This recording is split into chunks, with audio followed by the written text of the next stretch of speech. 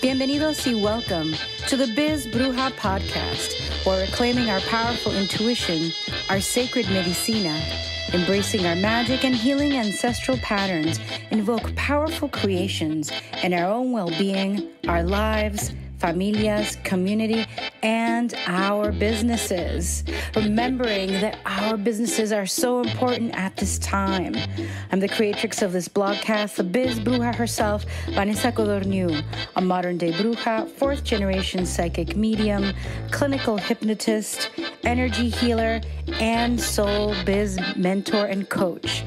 An Argentine-American who started reading adults at 16, became a professional intuitive at 22, and now guides creatives, intuitives, healers, and entrepreneurs to break through fears, connect to the practical power of their intuition so they can serve the world powerfully.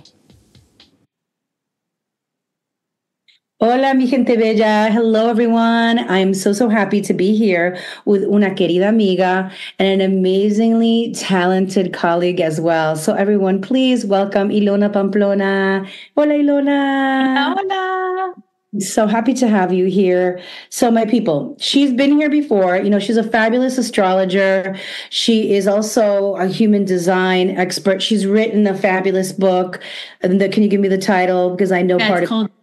Yeah, it's Human Design Made Easy, coming out in December. Yes, Human Design Made Easy. And then you also have your other book? This journal is your mood ring. This journal is your mood ring. I was there last year in Miami. We were there in the house celebrating your book launch. And you have another one coming out. So I invited Ilona because I was like, I want to share her with the world because I know her. And I just want to give a little backup too. You know, it's so hard out here in these internet streets. I've been out here in the internet streets 12 years. And there's so many people who so desperately desire the fantasy life of working online, and they will make it all up. They will bullshit. They will copy. They will emulate. They will do all the things. And what I found with my friend Ilona, like, she's the real deal. She's authentic. She's loving. And then, you know, so I got to talk about you, girl. I got to talk about you. And then another thing that I love about her, that she is that person who is like, giving you flowers in rooms that you're not in. Like, she is speaking about you in rooms that you are not in. That is not as common as you all would think, because people out here get desperate. They want the clients for themselves and they want all the light and all the thing. And one of the things I adore about Ilona is that she is not like that. She doesn't feel that way. She'll be like, Vanessa, here's that. Come on. Da, da, da, da, da, da. And so I wanted to thank her, although I do talk about her too to my clients, but I wanted to thank her by highlighting her today. And so I know that so many of you trust me and trust like that I'm authentic. I want you to know that this is who I trust, okay? Not only as a friend, not only as a generous, beautiful human being and a kind, loving, like full of integrity human, but also as an expert in what she does and as an honorable being. So yes, enough kudos to you, and we love you. So, Ilona, I know that you have been focused a lot on astrology and human design. You did the book, and now you're going into a whole new arena, right? Like, I had a beautiful session with you, and that's why I wanted you on here. Can you tell me what this arena is, what you're calling it, and why you came to it? Because I think all of us as business owners, or even just as humans in our lives, we do things for a certain time, we love it, then we could add to it. There's a time in our lives where we're called to expand in different ways. So can you share with us this journey for you? Absolutely. So first of all, thank you so much. I adore you and I appreciate you so much. And you know what? I feel like it's so interesting because what I'm doing right now is a training I just completed called the Genius Report training, which takes human design, puts it into a context. I kind of call it like professional human design that you can use in the workplace, human design that you can work for your business, because human design can be used as it stands, but it's not really the main focus of how everyone, you know, applies it into their wisdom or to their services. And so it also, like, I almost call it like the woo-woo version of a strengths finder, because also, you know, in human design and astrology, we have detriments, we have things that we're like, okay, this is never going to work out for you because this is, you know, square this or the blah, blah, blah. And this assessment takes human design and puts it into what is possible in your life. And how do we understand how your energy shows up in projects, your business, your workplace, hey, you're thinking of, you don't, maybe you're not sure about what you're doing with your work. Maybe you're not sure what parts of your talents and where you can apply that is. And it really clarifies that. And so I took a training. A friend told me about it in February of this year. I was like, I'm signing up. I took the training, and the training made me realize, even for my business, that I get to pivot based on what was revealed to me in this interpretation of this work. I love that. I love that. And sometimes I found that some people think that we're going to step into something and do it forever, right? And I've been reading people since I'm 16. But the thing, to be honest with you, if I had to just read people every day, I'll be bored because it's not my makeup. It's like I have to create and make things and do different things. So for anybody listening out there, because I know my mom was like, eres un abanico. She was like, you're a fan. You have all these things all the time. She's like, focus on one. She was really always telling me that I'm like this fan that opens up and has so much. But I was like, but even if I study astrology today and then I do this and then I do, it somehow comes in together, so people are afraid to expand, to maybe be seen as not serious if they do more than one thing. What do you say to that?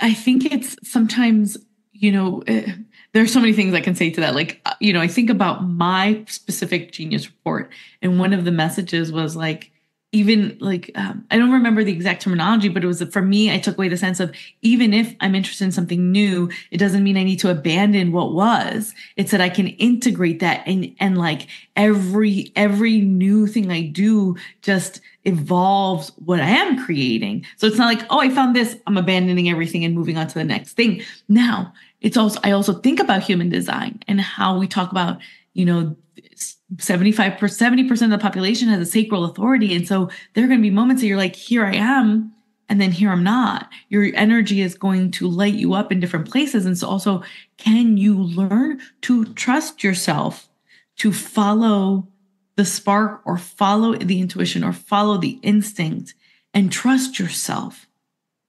Even if you're an abanico, whether you're an abanico or not, can you trust yourself to just even experiment with being that? Yeah, exactly. It's so true. And one of the things that I liked when you worked with me with my genius report, I mean, everything that you said like felt true. And I remember when I first found out that I was a generator back, like, I don't know, a couple of years ago, I was like, oh, I'm just like everybody else, right? And I was, there are a couple of other of us who are online teaching a lot of classes and doing things that we all felt the same. Like when we talk about it, we're all like, we're like this. But then we're like, well, Oprah also is a generator. And I don't know who else, like many other people. Well, most people are. 30% of the population is. Most of your favorite famous people are generators or manifesting generators. Right. And then also like being friends with you, like you tell me, well, girl, but you have that motor, like you're going to New York, you come back, you don't even nap, you go over here. And so I started to really just enjoy. And I'll tell you something else that I want to thank you. You also talked to me about kitchens at some point, like being in an environment of a kitchen. And I was on a film set, as doing an extra as a commercial. And I did that in my early 20s, and I was a casting assistant. And those are areas where I thrive in having all these people do all these different things. And there's some people who cannot. They're like, I'm not going to be on a set for freaking 10 hours. It's overwhelming. There's a lot happening, right? And I need my alone time too. But I thought of you Sunday morning when I was at a commercial, and I hadn't been an extra in like decades because I used to do it a lot and also hire the extras. And I was like, oh, this is in its own way a kitchen, and that I do a lot of theater. That is a kitchen. Practice, improv practice, creation. And so thank you for that. And I think with the what you did for me too is like we talked about product development, and I didn't think about that too much. I just did it. But product development is not just a class. It's also, I think, the mastery of a thing, right? And so for me, when we talked about that, I said, it makes sense. I will continue to focus and focus and focus on something to refine it, but I don't know that I'm doing that until like I'm satisfied, and it'll still keep growing. And so you gave me a lot of support around that of going, oh, okay, because it doesn't feel hard for me to do that. Can you talk to us about how the genius zones don't feel hard for us when we're in alignment with it? Oh, absolutely. I think, we've been conditioned to make what we're here to do an effort and hard and something that maybe is outside of what we're good at. And I think what the Genius Report reminds us is that sometimes that which is easy to you is actually the gift. And it's interesting because in this methodology, the Genius Report, the talent comes with wounds, right? So it's like, for example, I'm a dissemination wound, which I'm here to like tell the high heavens everything that I like. If I like something, I need everyone to know about it. I need to tell the world. And there's a lot of part of me at times that contracts because there's part of me that goes, oh, no, I don't want criticism. I don't want to not live up to expectations. But yet the core gift is everyone's like, oh, you're so good at, like you said, like I'll speak about people. I don't have a problem sharing what I know and who I know and like spreading the word lights me up. And yet I know that when it comes to my work, part of it is I did that because of the core wound, but it actually is so easy to share when I'm connected, when I know what I'm here to say, and I'm in the flow. And a lot of us, when we don't realize that flow state is the hit of the gift. And then we have these core wounds that kind of contract us from expanding that gift and just seeing how magic happens from that flow state, from what comes so naturally. I love that so much. I don't remember my core wounds, but I know from being a generator, like people will seek me out to kind of use me as their engine. And when I was younger, I was in startups and things like that where I was the workhorse. And anything that anybody would throw at me, I would figure it out. I would do it. I could do it for 15 hours. I would do it. I would run here on sets, running a business, like helping run somebody else's business, until I was so unhappy. And I was like, and then it hit me like, you can do this for yourself. But would you say that that's true, like for a generator, that sometimes they get plugged into other people's dreams and their energy is almost like siphoned, or it's used to run other people's stuff? Well, yeah. So it's interesting because that's actually the gift of having a sacral is you bring the energy to a team, to a project, to a group. And at the same time, the moments that you're feeling depleted is a hit, that energy, that engine, that backup motor that's there for you is not aligned with something in the dynamic. And so there's that where it's like, you can go, but when you're depleted, there's something there telling you, and of course, everyone deserves to take a break, right? So we don't want to condition generators to always be on. But in the things where you're like, hey, I really used to like this and now it doesn't light me up, there gets to be an exploration of what in this is it the people, is it the experience, did something change? Am I just not aligned anymore? Because that's also part of that generator energy. Like it's an in the moment, second by second, day to day, instant to instant, on and off switch in that motor. And so it doesn't always go on, but when it starts going off, that's it. That's something there is no longer a yes. I love that. And what would you say for, like, I don't know if you want to share a little bit about everybody, like for a manifestor, for yourself. What about the manifestor, the energy levels? Well, no, like because for the generator, when something is not, it's like we get that hit that something, how does the manifestor know that it's not alignment? Oh, well, all of the designs will have what we call our signature and are not self-signature. So a generator will know. So I'll go through them, but like the generator will know because they start slowing down, but also they start getting frustrated. And so a manifestor will feel like at peace when they're well. And like there'll be a sense of like anger. So I joke, I am an emotional manifestor. So, my roommate jokes, she's like, "Whoa." She saw me get mad at something once. She's like, I've never seen this and I never want to see it again. And I don't want to see this towards me. I'm like, yeah, I'm very like, because I do the work, I'm aware and I stay in my peace. The moment something triggers me, because I go, everyone's shocked. Everyone gets so shocked when I'm mad because it's like 100, but I regulate myself to not get there. Right. And to not access the anger, because the other thing here's a beautiful thing. I was actually talking to my book agent, who's also a manifestor, and she had a moment of anger the other day. And she was upset. She's like, I'm upset that I'm here. And I'm like, no, no, no. We don't get to be upset that we're angry, because that is the awareness. Like anger, if I'm angry, I'm like, okay, something here is off. And I get to process the emotion, and then I get to be aware where the alignment gets to happen. So if a projector will get bitter. I have projector friends that get nasty. Like I joke, I love them, and I tell them like, you get nasty when you're misaligned. And because projectors need recognition. Projectors need to be seen. And so there's that sense of like, when they're not seen, they will push so hard from recognition from the right place, because their signature is success. And so they want to win. They want they want to lead people and opportunities. And when they're not being seen, they get nasty. I think I have tons of projectors around me. So, yeah. And so all of us will have that moment when we're like, woof, that's off. We need to realign.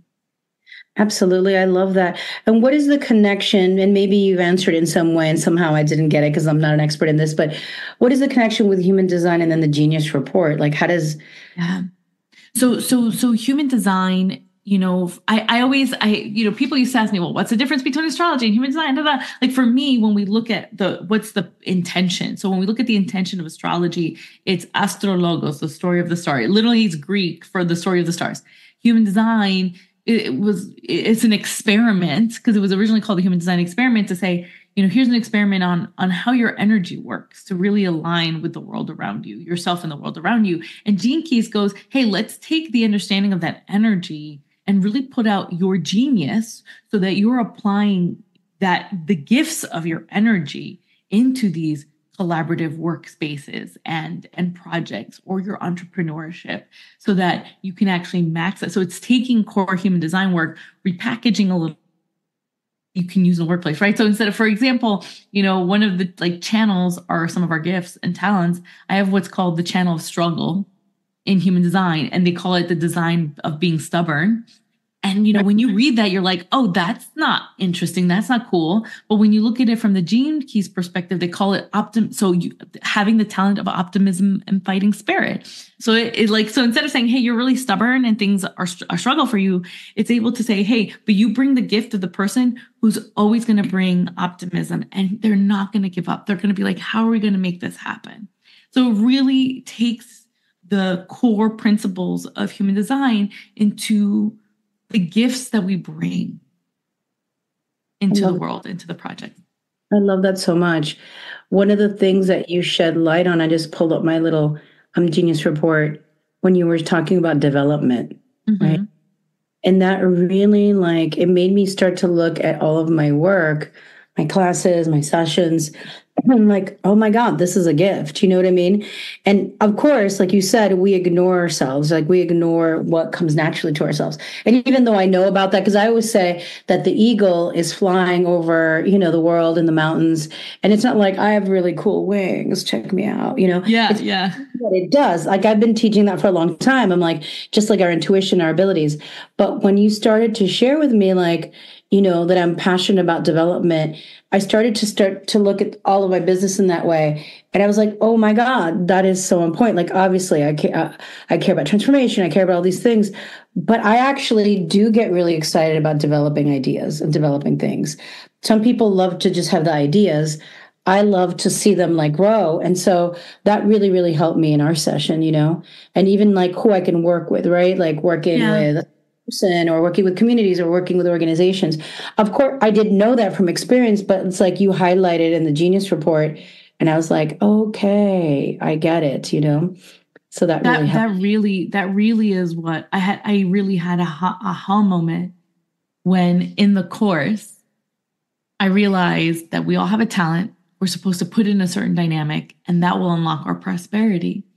And I had this talent of sharing the word, but I had been placing it in the wrong places, right? There's this idea of some of us are here to work on our own. Literally, some of us can be little hermits, tinkering, never, not that we never come out from the cave, but some of us really need that really focused, dedicated alone time to do work on something on our own. Some of us need one other person to be like, hey, you're my tag team in this business. You're my tag team on this project. Some of us came here to be like, hey, I work in small groups that make me feel like family. Some of us are like, hey, I'm doing my thing. Let's do these mini little things and get and work in a network rather than like cooperatively, like officially. Some people are like, hey, you know what? I really need the structure of a 9 to 5. I need the structure of something bigger than me so that I can, this is where my talent will develop. And some of us are more like so I'm situationally flexible. I can do all of it, but it's what I want at that time. So sometimes I'm like, hey, I might need a part-time job. Sometimes I'm like, hey, you know what? I want to collaborate. And so when we know what our talent is and when we're putting it, and then the money will flow, right? A lot of us are going to business, to entrepreneurship, to jobs for the money. And we ignore that we have a talent that gets to be placed in the right places in order for that money to be unlocked. Oh, I love that. Say it again. We have a talent that gets to be placed in the right places in order for our money to be unlocked. Yeah. So a lot of us are going straight to the money and going, hey, I just need the money, so I'll do whatever, wherever. But what people don't understand is the energetics of when you understand your gifts and you put it in the right container, the money will flourish. But we're bypassing the use of the gifts in the right container often for the sake of just thinking that the money is the first tier of unlocking all of that magic. Oh my God, I love that so much. I love it so much. And I feel like our session gave me some clarity because I'm in I pulled away a little bit from teaching. Yeah. Because I had taught so much online since 2012, but then taught so much 2020, 2021, 2022. And then I moved into creativity, which remember you had encouraged me to move towards creativity. And it can be scary to let go of money sources that have proven themselves to be consistent for you, right? I've supported myself in this business for 12 years. And it was like, okay, I'm going to sacrifice making a ton of money right now, or a lot, what I call a lot, to just follow my bliss and see where it goes. And in some instances, when I follow my bliss, it turns into a money-making thing, like my actual business and then improv. The performing thing, I've gotten paid, but it's not like a lot of money yet. But I think, can we speak to, trusting ourselves enough, and we're all different, of course, to sometimes be in limbo, because that's hard for us, especially business people and people have to support themselves through their work. It's hard to be in limbo when you don't have another job. So, I mean, I still made enough to cover the things, my bills, but it wasn't like, woo, make it rain like before, to give myself the space to discover something else, which was very healing. I mean, can you speak to that about how do we tap into that courage to trust that if we go towards what makes us happy, that we will eventually also have the abundance? Oh, absolutely. And this is, what I love about working with these tools is I believe that these tools are the indications of trust, but we still get to be in the spirit of trust, right? So in human design, we have what's called the strategy and authority. Every aura type has a way. So you may not hear this in traditional ways, but in my book, the way I call the strategy is this is how you manifest, and your authority is how you trust the choice and the path of manifestation. So, for example, generators can either be pure generators or emotional generators. So you're either going to trust your gut in the moment, every day, every second, or you're going to need to trust yourself when you're emotionally neutral, right? You get to see that emotions are coming up and wait for that emotional clarity to be like, okay, I can go there, right? And so we have these tools. Even these tools are reminders to either go for it or trust the timing instead of just getting the answers, right? Because we're always looking outside of ourselves for the sign. And listen, the universe is going to send you the penny from your dad or the butterfly in the unexpected moments. But that's an external validation of trust. And these systems are telling us, trust your energy. Your energy is leading you. All of our energies work differently, and they're all leading us to the right place. But what happens is we've been conditioned to trust this thing, this brain, this tangible physical mass in between our eyes that's connected to our nervous system. And that is going to make us be safe, but it's not always going to allow us to expand. And so it's that energy in your body, depending on your type, that's going to say, yeah, I know it doesn't make sense, but let's play with it. It's called the human design experiment, right? Experiment with your energy and give yourself the opportunity to go through the process and learn to trust yourself. Yes, I love that so much, so much. So, how do people book a session with you, and what is the process, right, for everybody to know? Yeah, so this is something that I'm launching just right now. I don't even have the site ready. Probably by the time this is published, maybe by then the site will be ready because I'm just in it. I'm trusting that I have this urge and I'm going for it. So they can find me on Instagram or they can find my email on my website and email me there. I'm doing one-off genius report sessions or 3-session packages because some of us get the awareness and we can run with it. That's what, this is like a quick distinction, right? A lot of people go to readings or birth chart sessions or these kind of sessions, or even like you go to professional developments and they tell you about your type and whatever assessment it is. But that's just the awareness.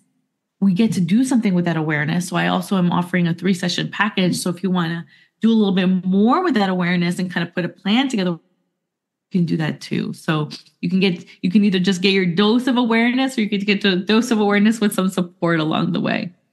I love this so much. And so people get to go to your Instagram, they get to book you there. And honestly, like I said, our session was very supportive, it was very validating. It made me go, because I think at some point you said, like, I work well with another person.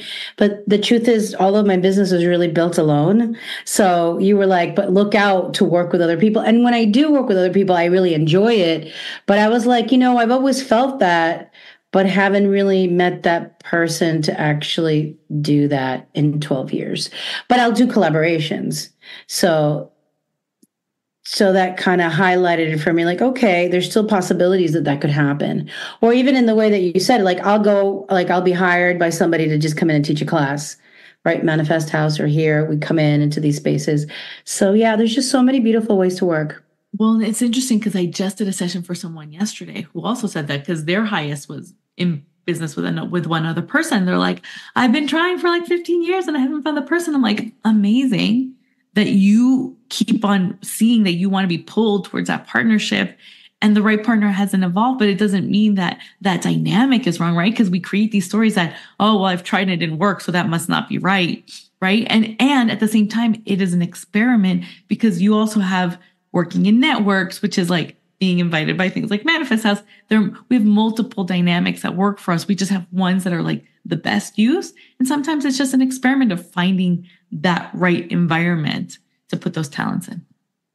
I love it so much. So where can everybody find you? Where can they write you? Ilona Pamplona, everywhere at Ilona Pamplona on Instagram, Facebook, email, ilona@ilonapamplona.com. So we try to keep it consistent. I love it. So mi gente hermosa, please go to her, follow her, book a session or book the 3. Like I said, she brought a lot of light and a lot of awareness, validation, and support. So many times I felt a little alone in my journey just because I was one of the first people to be doing readings and teaching and writing and speaking all at the same time in 2012, 2013. Now there's so many of us doing this and we're all different and we need the healers and the teachers of the world and the readers need our own oracle and our own guidance and our own love. So thank you so much, Ilona. We love you. I love you. Mwah. Mi gente, I'll see you soon. Bye, everyone.